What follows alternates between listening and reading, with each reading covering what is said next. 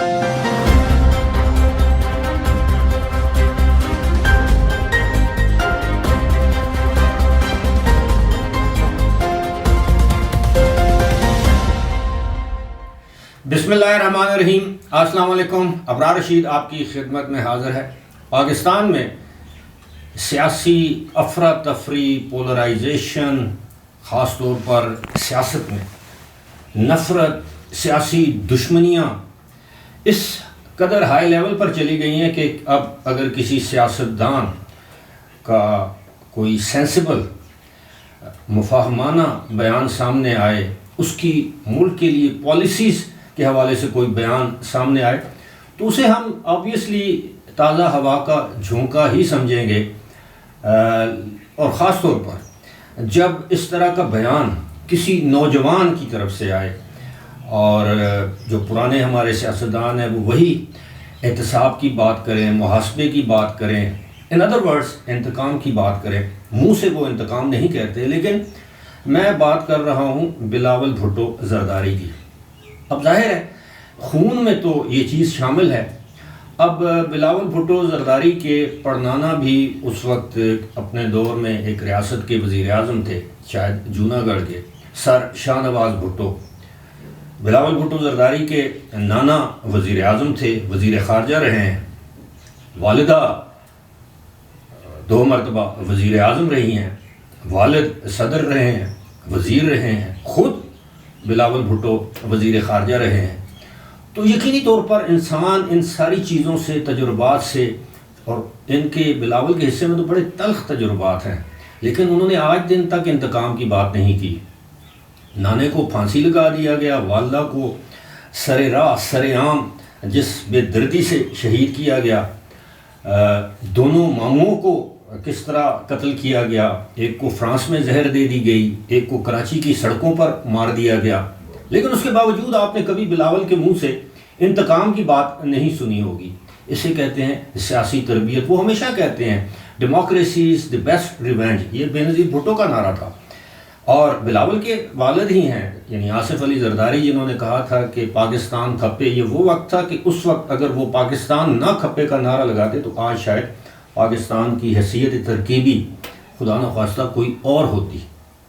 दूसरी जानब हम देखते हैं हमारे दीगर सियासतदान इंतकाम की सियासत, गिराओ जलाओ, मारो, इंतकाम लो, अंदर करो, ये पीपल्स पार्टी का वतीरा नहीं रहा। और यही वजह है कि पाकिस्तान पीपल्स पार्टी के जो जमहूरी, यानी जैसे कहते हैं ना डेमोक्रेटिक क्रीडेंशियल्स, वो तमाम सियासी जमातों से ज़्यादा मजबूत हैं। अब आज बिलावल ने, पहले तो आपको पता है कि उन्होंने बात की थी कि वो कतई तौर पर पाकिस्तान तहरीक इंसाफ के ख़िलाफ़ नहीं है। वो इमरान खान की पॉलिसी से इख्तलाफ ज़रूर करते हैं, लेकिन इमरान खान को वो अपना दुश्मन नहीं समझते और ना वो उनके साथ कोई दुश्मनी करेंगे। सियासी मुखालफत है।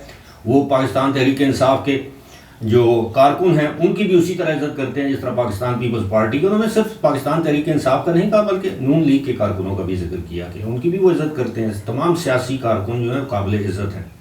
गुज़श्ता रोज़ उन्होंने इमरान खान को, जो सुप्रीम कोर्ट की जानिब से वो बेल दी गई, उस पर आपने नून लीग का रिएक्शन देखा, मलिक अहमद ख़ान का, मरियम औरंगज़ेब का, आज़मा बुखारी का, और शदीद रिएक्शन था। बिलावल ने बड़ी नप्पी तुली बात की। उन्होंने कहा जी कि अगर जज साहिबान ये समझते हैं कि इमरान खान ने साइफर में कोई इस तरह कोई कानून की खिलाफ वर्जी, ऑफिशियल सीक्रेट एक्ट की खिलाफ वर्जी नहीं की, तो जज साहिबान खुद इंक्वायरी कर लें।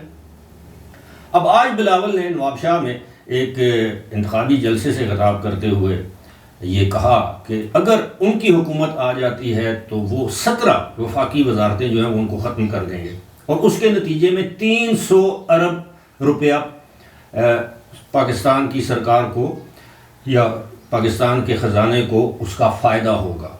उन्होंने ये भी कहा कि 1500 अरब रुपए की सब्सिडी दी जाती है किन लोगों को, एलीट क्लास को, इंडस्ट्रियलिस्ट को, मिल ओनर्स को, फर्टिलाइज़र में, गैस में, बिजली में। उन्होंने कहा कि वो आएंगे, वो इस सब्सिडी को ख़त्म कर देंगे और ये पैसा वो आवाम के लिए लगाएंगे, सैलरीज़ को दुगना करेंगे, जो मज़दूर हैं उनके लिए मज़दूर कार्ड जारी करेंगे, जो किसान हैं उनके लिए हारी कार्ड जारी करेंगे, और नौजवानों के लिए यूथ कार्ड जारी करेंगे, और नौजवानों को پر قرضے ملیں گے، ان کی امداد، قرضے نہیں امداد ملے گی، کسانوں کو سبسڈی دی جائے گی، مزدوروں کو مالی معاونت ان کی جائے گی۔ اب یہ ہوتی ہے پالیسیز کہ جب آپ انتخابی مہم چلائیں اپنے منشور کے مطابق، لوگوں کو بتائیں کہ میں آؤں گا تو کیا کروں گا۔ لوگوں کو آپ یہ مت بتائیں کہ میں نے ماضی میں موٹر ویز بنائیں، میں نے بجلی کی کمی کو پورا کیا، بجلی کے کارخانے لگائے، میں نے سی پیک لگایا۔ ماضی ہے۔ اب آپ بات کریں مستقبل کی۔ میں میاں نواز شریف کی بات کر رہا ہوں کہ آپ مستقبل میں کیا کریں گے، آپ کے پاس کیا روڈ میپ ہے اگر آپ اقتدار میں آ جاتے ہیں۔ اب بلاول نے یہ بھی کہا کہ جناب اب کچھ لوگ، آپ کو پتہ ہے بلاول نے جو باتیں کی، اب ہم یہ بھی کہہ سکتے ہیں کہ he is playing to the galleries یا he is playing to the I M F, اور یہ جو باہر کے جو ممالک ہیں جو سبسڈیز کے خلاف ہیں یا آئی ایم ایف ہے، تو وہ ان کو اپنی طرف فارن پالیسی یہ ہوگی، یوتھ کے لیے یہ ہوگا، ویمن امپاورمنٹ یہ ہوگی، ساری چیزیں۔ اب اس سے ہم یہ تو کہہ سکتے ہیں کہ جناب شاید وہ انٹرنیشنل پلیئرز کو اٹریکٹ کرنا چاہ رہے ہیں، پاکستانی اسٹیبلشمنٹ کو بتانا چاہ رہے ہیں کہ جی یہ ہمارا روڈ میپ ہوگا۔ اس سے پہلے آصف علی زرداری بتا چکے ہیں کہ جناب وہ کس طرح بلوچستان کے لیے ایک منصوبہ جو ہے پانی کا، وہ کرگستان سے وہ پانی لائیں گے ڈائریکٹ بلوچستان، اور وہ کہتے ہیں یہ 2 سال میں یہ منصوبہ مکمل ہوگا اور بلوچستان کی بنجر زمینوں کو سیراب کیا جائے گا کیونکہ بلوچستان میں پانی کی کمی ہے۔ اب یہ ساری چیزیں جو ہیں اب یہ کیا ظاہر کرتی ہیں کہ Bilawal is a political and prime ministerial جسے کہتے ہیں مٹیریل، اور یہ اس بات میں کوئی مطلب میں یہ سمجھوں گا آج نہیں تو کل نہیں تو پرسوں بلاول کے لیے، مریم نواز کے لیے ابھی میدان کافی آگے کھلا ہے۔ کوئی اور ان کے قد کاٹ کا، بلاول کے قد کا یا مریم کے قد کا، مریم آبویسلی اپنے ایک مخصوص انداز سیاست کی وجہ سے بعض حلقوں کو قابل قبول نہیں ہے، لیکن پاکستان میں یعنی بلاول اور مریم ان دونوں کے قد کاٹ کا کوئی اور نوجوان لیڈر ہمیں نظر نہیں آتا۔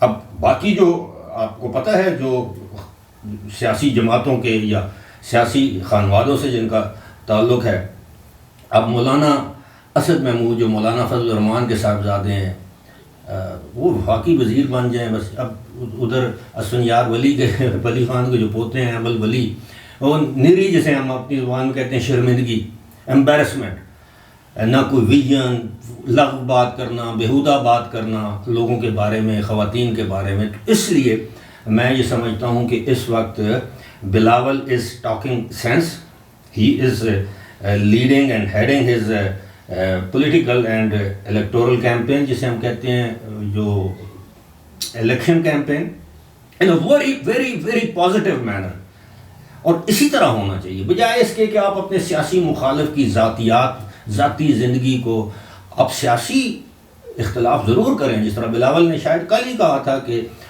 نواز شریف جو ہے وہ پہلے کہہ رہے تھے کہ مجھے کیوں نکالا، اب کہتے ہیں کہ مجھے کیوں بلایا، یعنی وہ نواز شریف پر وہ ہلکے ہلکے طنز اور نشتر تیر چلاتے رہتے ہیں۔ آج بھی انہوں نے کہا کہ جناب یہ پرانے جو ہمارے سیاستدان ہیں وہ اب ماضی کا حصہ ہیں، قصہ پارینہ ہیں، اور اسی طرح ہوتا ہے ایوولوشن، ارتقاء اسی کا نام ہے۔ آج کسی مقام پر میں ہوں تو کل اس مقام پر میں نہیں ہوں گا، میرا بیٹا ہوگا۔ میں فیملی کے حوالے سے بات کر رہا ہوں، کل میرے والد صاحب جس مقام پر تھے مرحوم، اللہ ان کی مغفرت کرے، آج وہ نہیں ہیں۔ آج وہ جو فرائض وہ سر انجام دیتے تھے خاندان میں، کنبے میں، وہ فرائض اب میرے ذمہ ہیں۔ تو یہ ایک ایوولوشن کا پروسیس ہے، اسے آپ روک نہیں سکتے۔ لہذا میں سمجھتا ہوں کہ بلاول اس وقت انتہائی مدبرانہ، جسے کہتے ہیں اسٹیٹسمین پالیٹکس، مدبرانہ، ایک مدبر کی حیثیت سے سیاست کر رہے ہیں، اور باقی ان کے جو بزرگ ہیں سیاست میں، یہ ان کے لیے بہت بڑا سبق ہے۔ فی الحال مجھے دیجیے اجازت، خدا حافظ۔